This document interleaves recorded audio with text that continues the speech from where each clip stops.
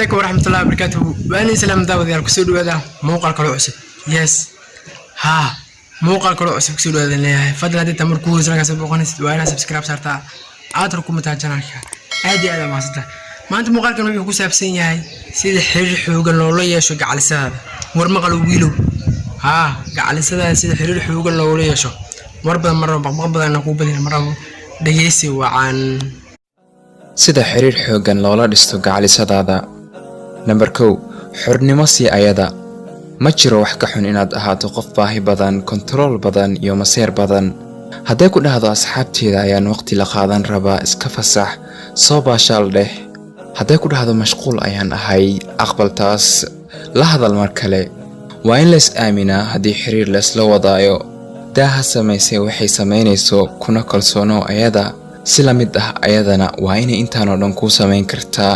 Haddaysan ku sameyn karin ka tag, qoftaas ilama ahan inay xiriirkaaga rabto. Number 2 ha ka filan inay waqtigeeda dhan ku siiso adiga.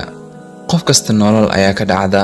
Haddii aad adiga tahay qof aan waxba qaban, ma ahan inaad qof kale waqtigiisa lumiso.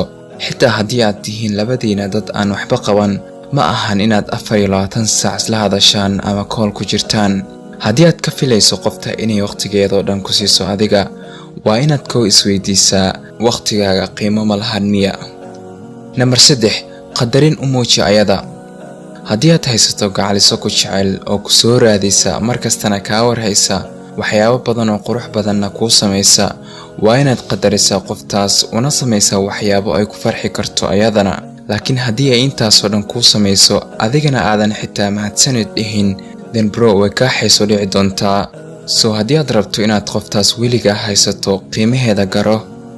tan kale ma ahan keliya gacalisadaada, qof kastoo adiga ku wanaajiya waa inaad wanaajisaa, wanaagiisana qadarisaa.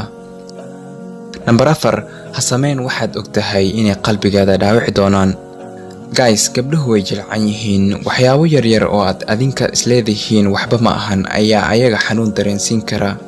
soo ka taxadira marka aad si ula kac ah u dhaawacaysaan ayaga. hadday maseerto ama xanaaqdo, taasoo dhici doonta marar badan, waa inaadan ka sii fogaan.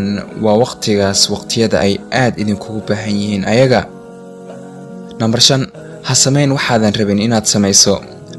hadday gabar kaa dalbato inaad samayso waxaadan adiga jeclayn, runta u sheeg. hadday ku jeceshahay way aqbali doontaa, dooqaagana u ixtiraami doontaa. haddii ay wax kuu soo bandhigto adigana aadan rabin inaad waxaas samayso, dheh waxa ila fiican inaan waxaan kale sameyno. u bandhig wax kale oo aad labadiinaba samayn kartaan. Number 6 samee waxaad labadiinaba ka heshaan. mararka qaar waxaa dhici karta inaad adiga wax rabto ayadana aysan waxaas rabin. markaasoo kale ma ahan inaad kala xanaaqdaan ama la isqasbo.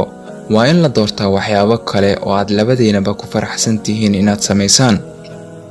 Number 7 hadday jiraan wax adiga ku dhibaayo, u sheeg ayada. aad ayay u fiican tahay inaad markasta banaanka keento waxyaabaha aad adiga dhibka ku qabto oo aadna u sheegto lamaantaada. hadday jiraan wiilal aadan jeclayn inay kaaga sheekayso, u sheeg ha kaa dayso. hadday jiraan mowduucyo aadan jeclayn inay kaala hadasho, si la mid ah u sheeg. laakiin marnaba ha noqon dhibane aamusan. qofta maskaxdaada ma akhrin karto saaxib. I hope waa intaas ay idinku soo talagalay muuqaalkeeni quruxda badnaay. si kasta aad ku mahadsantiin daawashada muuqaalka daawatay insha Allah. fadlan waxaan ku leeyahay haddaad ku xajistay kanaan noqo, haddaad ka heshay like isa aad iyo aad mahadsantiin.